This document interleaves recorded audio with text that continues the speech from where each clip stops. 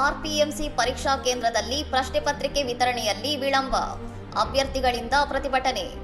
ಜೈಪುರದ ಪ್ರಭಾದೇವಿ ಸ್ಮಾರಕ ಪರೀಕ್ಷಾ ಕೇಂದ್ರದಲ್ಲಿ ಮಂಗಳವಾರ ನಡೆದ ಆರ್ಪಿಎಂಸಿ ಪರೀಕ್ಷೆಯ ವೇಳೆ ಪ್ರಶ್ನೆ ಪತ್ರಿಕೆಗಳ ವಿತರಣೆಯಲ್ಲಿನ ವಿಳಂಬದಿಂದಾಗಿ ವಿದ್ಯಾರ್ಥಿಗಳು ಆಕ್ರೋಶಗೊಂಡು ಪ್ರತಿಭಟನೆ ನಡೆಸಿದ ಘಟನೆ ನಡೆದಿದೆ.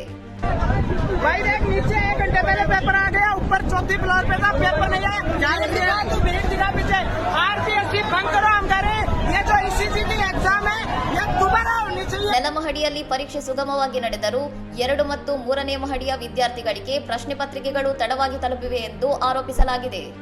ಈ ವಿಳಂಬಕ್ಕೆ ಪ್ರಶ್ನೆ ಪತ್ರಿಕೆ ಸೋರಿಕೆ ಕಾರಣವಿರಬಹುದೆಂದು ವಿದ್ಯಾರ್ಥಿಗಳು ಶಂಕಿಸಿದ್ದಾರೆ.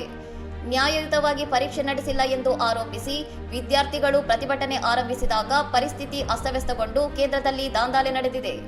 ಸಾಮಾಜಿಕ ಜಾಲತಾಣಗಳಲ್ಲಿ ಹರಿದಾಡುತ್ತಿರುವ ವಿಡಿಯೋಗಳಲ್ಲಿ ಪರೀಕ್ಷಾ ಕೇಂದ್ರದ ಆವರಣದಲ್ಲಿ ಕುರ್ಚಿಗಳು ಉರುಳಿ ಬಿದ್ದಿರುವುದು, ಪತ್ರಿಕೆಗಳು ಚಲ್ಲಾಪಿಲ್ಲಿಯಾಗಿರುವುದು ಮತ್ತು ವಿದ್ಯಾರ್ಥಿಗಳು ಅಧಿಕಾರಿಗಳೊಂದಿಗೆ ವಾಗ್ವಾದ ನಡೆಸುತ್ತಿರುವುದು ಕಂಡುಬಂದಿದೆ.